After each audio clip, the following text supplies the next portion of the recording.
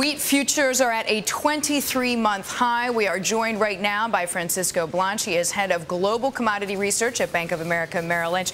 Glad to have you in the newsroom with us, Francisco. Usually we speak via satellite. But we have to talk about these wheat prices. I mean, a 23-month high. What is the likelihood that we see the prices go even higher back to those crisis 2008 levels? Well, you know, inventory levels for wheat are a little bit higher than they were during that time. So I would think it's going to be hard to get back to those levels. So you feel like there's a very low risk of that happening? I think it's a low risk. What could happen is we'll start to see crop rotation away from other parts of the agricultural complex towards wheat, right? So Russia, we know, has banned exports. I mean, they've had one of the worst droughts they've seen in almost 100 years. Are there any other areas in the world that can pick up production where Russia has left off and pick up exportation? Well, I mean, clearly the U.S. is one of the areas that's starting already to see a big pickup in exports, and I mean, potentially we could also see some other parts of the Americas, mainly Argentina, could see a pickup. The question is what happens in Europe. I mean, with the weather also hitting some parts of Europe, is Europe also going to be affected by the drought? But wheat is not so simple. It's not like you just drop the seeds in the ground and all of a sudden you have a wheat crop. I mean, it's about a 3-year sort of time lag, right? Right. There is a bit of a cycle, but as I said, I think you can rotate away in some crops relatively quickly, and hopefully the damage to crops won't be as bad as it was back in 07, 08. Okay, well, we've been seeing wheat prices go higher and oil prices, at least in the past 2 days, come lower. Right. Sentiment-wise, what is the driver of oil trade? I mean, we saw initial jobless claims yesterday coming in worse than expected for the U.S. labor market, a worse indication, I could say. Oil traded down, stocks traded down. Is economic data the biggest driver right now? Look, I mean, I think what happens today in the employment report is going to be a big driver of oil. It's going to be a big driver of every market, and the reality is, as the Fed's chairman put it, it's an unusually uncertain environment for investors, and that means that small data, like every data release, is going to have a big impact in markets because we're looking for direction.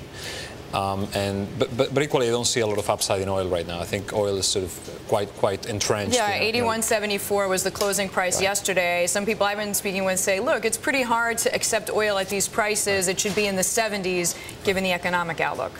Look, one of the points that we always make is if oil prices move a little bit higher, it's good for stocks because there are a lot of energy companies in the U.S. that will benefit, and you'll see higher earnings, and you'll see some of that pushed out to the shareholders.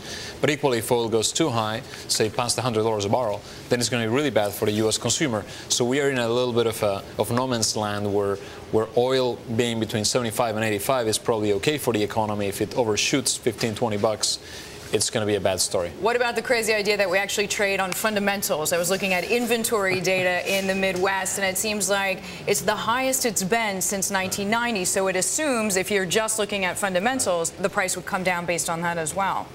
Well, look, I mean, I think OPEC has been putting less barrels than it has been throughout the first half of the year. So we've seen a bit of a restraint in terms of OPEC barrels there.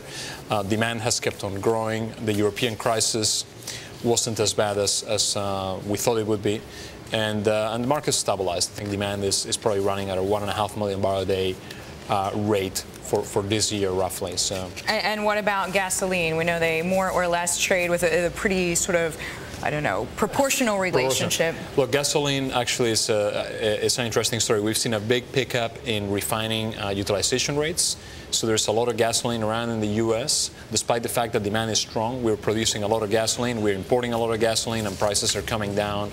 We saw a big decline in gasoline cracks, gasoline crack spreads this week. So probably limited upside on gasoline as well. And how much do we have to worry about the weather? It seems like a question we can ask on a lot of subjects. Look, I think the weather is going to become one of these critical factors that's going to be moving commodity markets. When you go to normalized market conditions after 3 years of extreme volatility, small factors like weather become the micro drivers of markets, and we are seeing it certainly in natural gas. We're seeing it also in the agricultural space, and I think there are some smaller markets in the metals that are also, well, maybe not affected by weather, but affected by the micro dynamics of those markets. So I think paying attention to your point, to maybe the micro fundamentals as opposed to the macro picture, is going to become more important over the next 6 months. Okay, Francisco, thanks so much for joining us. Francisco Blanch joining us. He is the head of Global Commodities Research at Bank of America-Merrill Lynch.